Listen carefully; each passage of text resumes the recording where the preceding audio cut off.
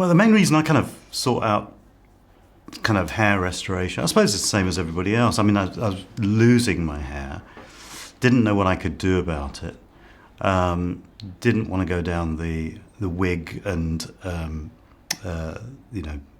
hairpiece route, because particularly if you work in comedy, wigs and hairpieces are one of your staples to use.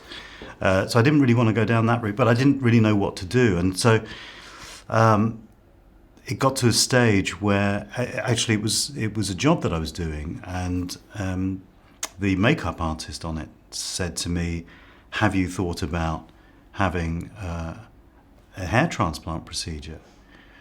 And I said, "Well, I don't know. It's expensive, and it's kind of, what if it goes wrong and everything?" And she said, "There are lots and lots and lots and lots of actors that have done it, and you wouldn't know."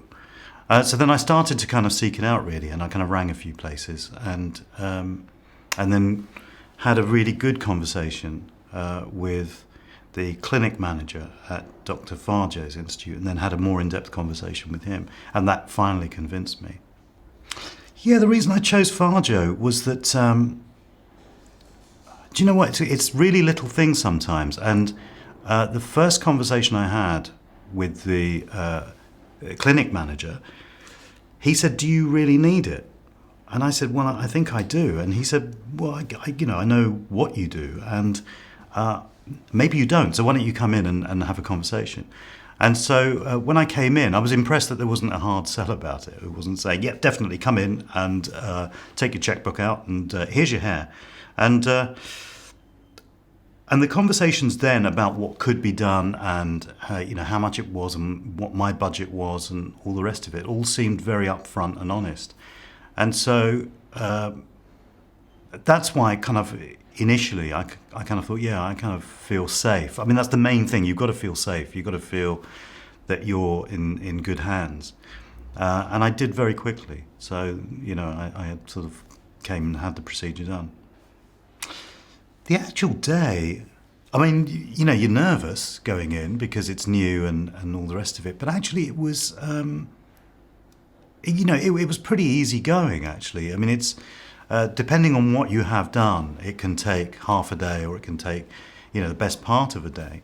But you're up early and you have a consultation again to make sure that, you're clear and they're clear about what you want and also your expectations as well. I mean, you can go in saying, I want a fro, like, the Jackson 5, and, maybe just unrealistic if you're kind of like, if you look like me.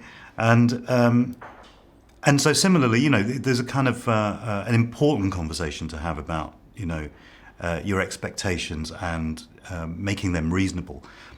And also for the surgeon as well to kind of know where you're coming from. So all of that is kind of important. So those conversations were had.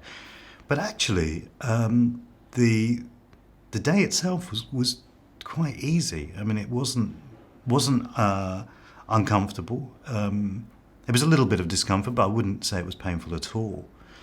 And you're given sedatives and local anaesthetics and stuff like that. But surprisingly stress-free. And Dr. Farjo was always available. I mean, it was, the clinic manager and director were always available to talk to. And that wasn't the case with some of my friends. So I thought, it's not like I'm being paid for this or anything, but I just thought, it's not something I'm embarrassed or ashamed of. There are thousands and thousands of people who do it. There's no reason for people to admit that they have had it done. It's completely a personal choice. But I just think it's important that whichever surgeon you go to, you've got to be reassured. It's the most important thing. Let's all accept that they're all qualified. They've all got kind of numbers and letters after their names. But you have to be reassured. And I'd say to anyone, just make sure you're happy with the person that you're doing it